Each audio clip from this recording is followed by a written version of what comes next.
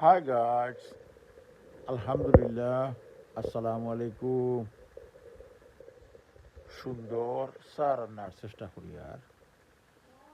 আপনারা দেখুক আর আমি সুন্দর করে একটু চা রান্নার ব্যবস্থা করি দেখানি পানি দিয়া এখানে আমি পানি গরম করছি গরম করিয়া ডালচিনি এলাচি তেজপাতা কুচি কুচি আদা করিয়া দিলাম দিয়া অনেক সময় জাল খাওয়াইয়া বালা করি একটা লিগার বার করিয়া এখন আমি এখানে আর একটা পাত্রত চিনি পরিমাণ মতো দিছি যে পরিমাণ চাও পরিমাণ 1 চামচ করে 1 কাপের পরিমাণে চিনি দিবা আর দুধ দিবা দিয়া সুন্দর করে এইরকম চা বানাইয়া নিবা লিগার দিয়া আর দুধ দিয়া চিনি দিয়া এইরকম লিগার বানাইয়া নিয়ে বালা করি আবার চুলার মধ্যে জাল করবা জাল করলে অনেক সুন্দর একটা চা বা অনেক ঘনত্ব একটা চা বাইর হয় আপনারা দেখুক আর আমি আলহামদুলিল্লাহ অনেক সুন্দর করে চাটা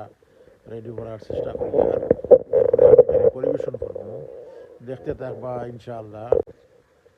দেখতে থাকুক আর আমি সুন্দর করে পরিবেশন করি আর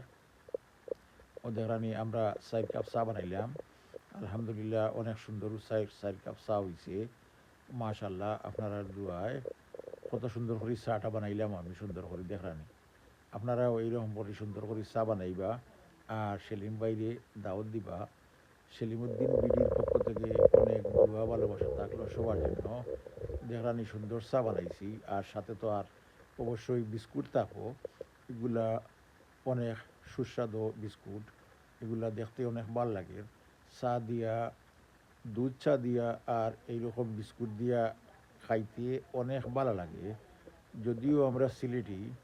তো আমরা সব সিলেটি এইরকম চা বিস্কুট সব সময় পছন্দ করি সকাল বিকাল দুপুর এরকম আমাদের চা লাগে সব সময় আমরা এইরকম চা খাই